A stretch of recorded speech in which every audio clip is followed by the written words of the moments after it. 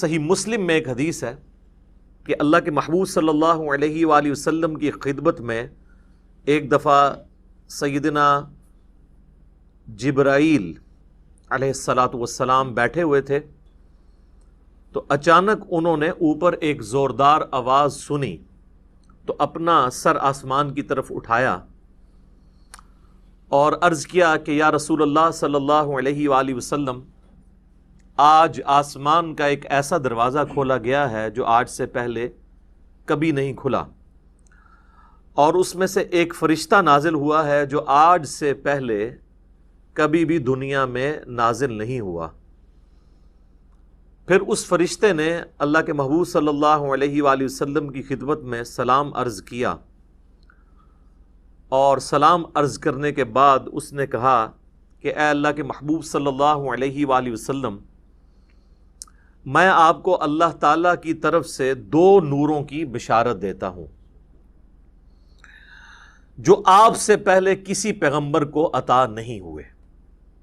Number 1، فاتحۃ الکتاب یعنی سورۃ الفاتحہ، اور نمبر 2، خواتیم سورۃ البقرہ، سورۃ البقرہ کی آخری آیات۔ اب یہاں پہ عربی کا جو ورڈ استعمال ہوا ہے وہ خواتیم ہے، اور عربی میں جمع کم از کم 3 سے شروع ہوتی ہے۔ عربی میں واحد ہے، اس کے بعد تثنیہ ہے اور پھر جمع، جیسا کہ مشرق یہ سنگولر کا صیغہ ہے، اور مشرقین 2 مشرقیں، اور مشارق 3 یا 3 سے زیادہ مشرقیں۔ تو یہ خواتیم کا لفظ استعمال ہوا ہے، یعنی ایٹ لیسٹ 3 آیات۔ تو یہ واحد حدیث ہے جس میں سورۃ البقرہ کی آخری 3 آیات کا ذکر آیا ہے، جو آج ہم نے کور کرنی ہے، للہ ما فی السماوات و ما فی الارض سے لے کر آنورڈ اینڈ تک۔ ایک اور حدیث ہے، صحیح بخاری اور صحیح مسلم دونوں میں حدیث موجود ہے، اور یہ اسپیسیفکلی ہمارے صبح و شام کے اذکار میں بھی شامل ہے، جو بلو کارڈ کے اوپر ہم نے ریفرنس دیا ہوا ہے کہ اللہ کے محبوب صلی اللہ علیہ وآلہ وسلم نے فرمایا کہ جو شخص بھی رات کے وقت سورۃ البقرہ کی آخری 2 آیات پڑھ لے گا تو اسے ہر چیز سے کفایت کر جائیں گی۔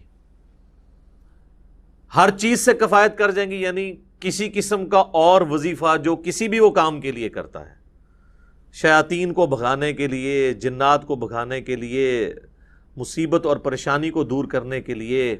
تکلیف کے ازالے کے لیے، ہر چیز سے یہ کفایت کرے گا یہ ایک وظیفہ، سورۃ البقرہ کی آخری 2 آیات۔ اور جو میں نے اس سے پہلے حدیث بیان کی تھی صحیح مسلم کی، جس میں ایک فرشتے نے آ کے آپ صلی اللہ علیہ وآلہ وسلم کو 2 نوروں کی بشارت دی، سورۃ الفاتحہ اور سورۃ البقرہ کی آخری 3 آیات۔ اس میں آگے الفاظ یہ بھی ہیں کہ جو شخص بھی سورۃ الفاتحہ یا سورۃ البقرہ کی آخری 3 آیات پڑھے گا تو اللہ تعالیٰ سے جو کچھ مانگ رہا ہے وہ اس کو اللہ تعالیٰ عطا فرما دے گا۔ تو وہ تو بڑی بہترین دعائیں ہیں، چاہے سورۃ الفاتحہ ہو یا سورۃ البقرہ کی آخری 3 آیات، وہ دعائیں بھی ہیں، تجدید ایمان بھی ہے، ہر حوالے سے اہم ترین آیات ہیں۔ ایک اور حدیث ہے جامعہ ترمذی میں اور المستدرک للحاکم میں صحیح سند کے ساتھ کہ نبی صلی اللہ علیہ وآلہ وسلم نے فرمایا، اللہ تعالیٰ نے مخلوقات کی پیدائش سے بھی 2000 سال پہلے اپنے پاس ایک کتاب لکھی تھی۔ لوح محفوظ آپ کو پتہ ہے سب سے پہلے پیدا ہوا ہے۔ جامعہ ترمذی میں حدیث ہے کہ اللہ تعالیٰ نے سب سے پہلے قلم کو پیدا کیا اور پھر فرمایا لکھ جو کچھ ہو چکا اور جو کچھ ہونے والا ہے، یعنی اس کے بعد لوح محفوظ پیدا ہوا، اور جو کچھ ہو چکا یعنی قلم کی اپنی پیدائش، اور قیامت تک ہونے والی جو تقدیر سے ریلیٹڈ چیزیں تھیں، ایک ایک ٹائنیس ڈیٹیل اللہ تعالیٰ نے لوح محفوظ میں وہ قلم سے لکھوا دی۔ تو وہ جو اللہ تعالیٰ کے پاس ہارڈ ڈسک ہے بڑی، جس میں ہر چیز اللہ تعالیٰ نے ریکارڈ کی ہے، مخلوقات کی پیدائش سے 2000 سال پہلے، اس میں اللہ تبارک و تعالیٰ نے جو آیات درج فرمائی تھیں ان میں سے آخری 2 آیات سورۃ البقرہ کی نازل فرما کر سورۃ البقرہ کو مکمل کیا۔ یہ کوئی عام آیات نہیں ہے۔ ایک اور حدیث ہے سنن نسائی الکبریٰ کے اندر، فضائل قرآن والا جو چیپٹر ہے، امام نسائی کی 2 کتابیں ہیں، بیسیکلی تو ان کی کتاب ایک ہی ہے، سنن نسائی الکبریٰ،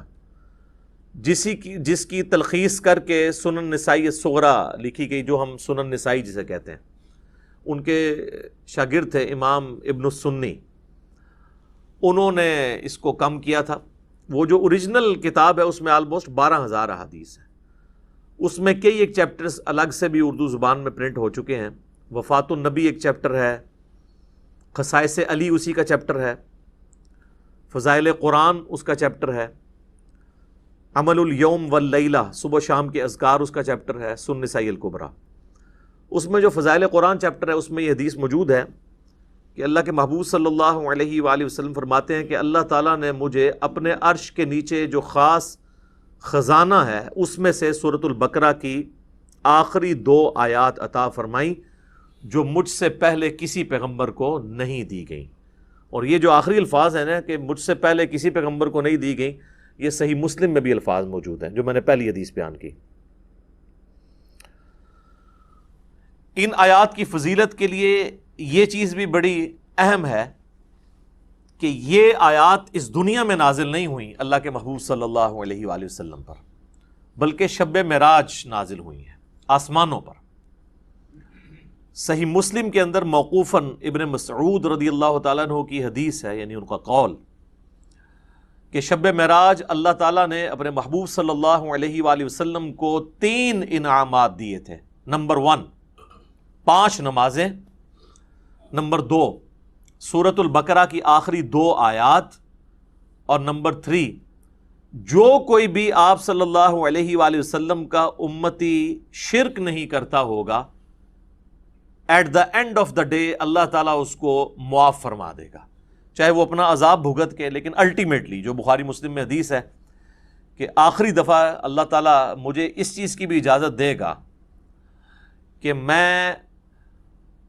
دوزخ میں سے اس شخص کو بھی نکال دوں جس کے دل میں رائی کے دانے کے برابر بھی ایمان ہے، یعنی جس نے، ایک اور حدیث میں بخاری مسلم کے الفاظ ہیں، جس کے پلے سوائے اس کے کوئی نیکی نہیں ہوگی کہ صرف اس نے ایک دفعہ کلمہ پڑھا ہوگا۔ لیکن یہ بالکل اینڈ پہ ہے، یعنی یہ نہیں ہے کہ یہ کلمہ پڑھنے سے ہی جنت مل جانی ہے۔ واللہ عالم، وہ 1000 سال لگیں، 1,00,000 سال لگیں، کروڑ سال لگیں، وہ اللہ کو پتہ ہے۔ اللہم اجرنا من النار، آمین۔ یہاں تو لوگ بڑی آسانی کے ساتھ کہہ دیتے ہیں نا جی خیر ہے دیکھی جائے گی، کوئی مسئلہ نہیں ہے، اور انہی سے کہا جائے نا کہ آپ 10 سیکنڈ کے لیے موم بتی کے فلیم کے اوپر اپنا ہاتھ رکھیں تو نہیں رکھ سکتے، اور جہنم کے بارے میں کہتے ہیں دیکھی جائے گی، ایک پھیرا ہی لگے گا۔ تو بس یہ دیوانگی کی سوچ ہے، اس کا حقیقت کے ساتھ کوئی تعلق نہیں ہے۔ تو یہ میرے بھائیوں میں نے چند احادیث بیان کر دیں سورۃ البقرہ کی آخری 3 آیات کی، اور اس میں سے بھی اسپیسیفکلی آخری 2 آیات، آمن الرسول بما انزل الیہ من ربہ والمؤمنون سے آنورڈ۔ ان آیات کو پڑھنے کی روٹین بنائیں، اور چونکہ بخاری مسلم میں الفاظ ہیں کہ جو رات کے وقت میں پڑھ لے گا اسے ہر چیز سے کفایت کریں گی، تو رات کی ڈیفینیشن شریعت کے اندر مغرب کے بعد رات شروع ہو جاتی ہے، غروب آفتاب کے ساتھ ہی۔ اسی لیے سورۃ البقرہ میں آیا نا کہ روزے کو رات ہونے تک مکمل کرو، تو رات شریعت میں غروب آفتاب کے بعد سٹارٹ ہو جاتی ہے، کیونکہ چاند بھی آپ دیکھیں اگلے مہینے کا سٹارٹ جو ہے وہ رات کے وقت چاند نظر آ جاتا ہے، مغرب کے فوراً بعد ہی۔ پہلی کا چاند تھوڑی دیر کے لیے نظر آتا ہے مغرب کے فوراً بعد، تو مغرب کے بعد بھی آپ ان آیات کو پڑھ سکتے ہیں، عشاء کے بعد بھی پڑھ سکتے ہیں، رات کو سونے سے پہلے بھی پڑھ سکتے ہیں۔ اس کی روٹین بنائیں اور اسے کبھی سکپ نہ ہونے دیں۔ کوئی مشکل وظیفہ نہیں ہے،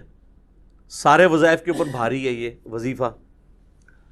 اور کچھ عرصہ آپ اپنی روٹین بنائیں گے تو آپ کو یہ خود بخود زبانی یاد ہو جائیں گی، آپ کو کوئی اس کے لیے محنت نہیں کرنی پڑے گی۔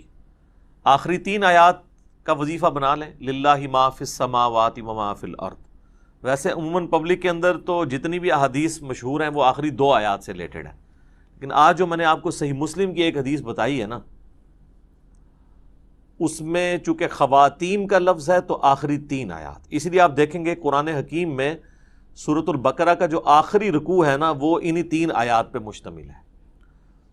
تو اب اپنی روٹین اگر کوئی شخص آمن الرسول سے پڑھتا تھا تو وہ اس کو پیچھے لے کے آئے، للہ ما فی السماوات و ما فی الارض، یہاں سے لے کے آن ورڈ اس کو پڑھنا شروع کریں۔ چند دن آپ پڑھیں گے تو خود بخود آپ کو یہ آیات زبانی یاد ہو جائیں گی، کوئی بیٹھ کے پوری انٹینشن کے ساتھ یاد نہیں کرنی پڑیں گی۔ اس کا آسان طریقہ یہ ہے کہ نماز مغرب یا نماز عشاء کے بعد مسجد سے نکلنے سے پہلے یا گھر میں سنتیں ادا کر رہے ہیں تو مصلی کو اٹھانے سے پہلے مصحف ہاتھ میں پکڑیں اور اسے ایک بار پڑھ لیں اپنی روٹین کے اندر۔ آج کل تو اسمارٹ فون ہے، کوئی ایشو نہیں ہے، موبائل فون کھول کے بھی اس میں بھی پڑھا جا سکتا ہے۔ یہ وظیفہ ضرور اپنی زندگی کے اندر لے کر آئیں۔ اس میں آپ دیکھیں گے کہ سٹارٹ تو اللہ تعالیٰ کی تعریف کے ساتھ ہوا ہے، للہ ما فی السماوات و ما فی الارض۔ اس کے بعد کچھ کریٹیکل چیزیں ڈسکس ہوئی ہیں کہ اللہ تعالیٰ گرفت فرما سکتا ہے، جو کچھ تم دل میں چھپاتے ہو یا ظاہر کرتے ہو، کچھ بھی اعمال ہیں وہ اللہ تعالیٰ اس پہ گرفت کر سکتا ہے۔ انشاءاللہ میں اس کی تفسیر بھی بعد میں بیان کروں گا۔ اور اس کے بعد پھر ایمانیات کا ذکر ہے، جو بیسیکلی 3 مسلمانوں کے عقائد ہیں، عقیدہ توحید،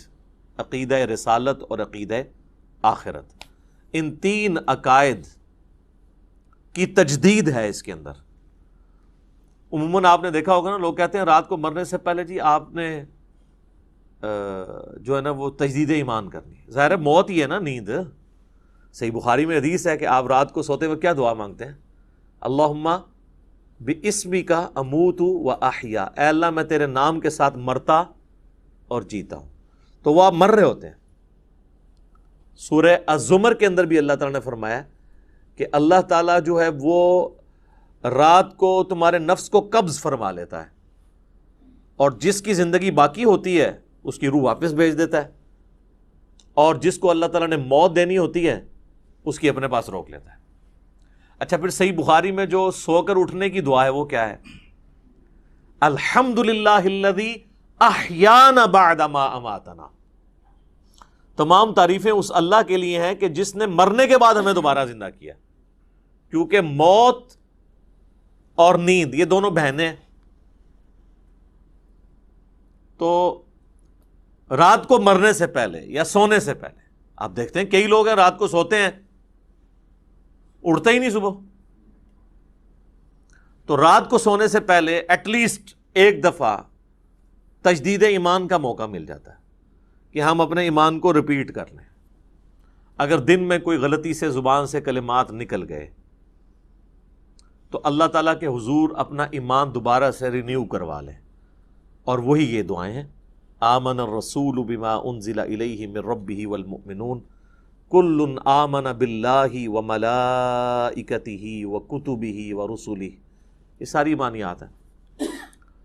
اس کے بعد دعائیں ہیں اللہ تعالیٰ سے، اور پھر سورۃ البقرہ کا اینڈ ہوتا ہے۔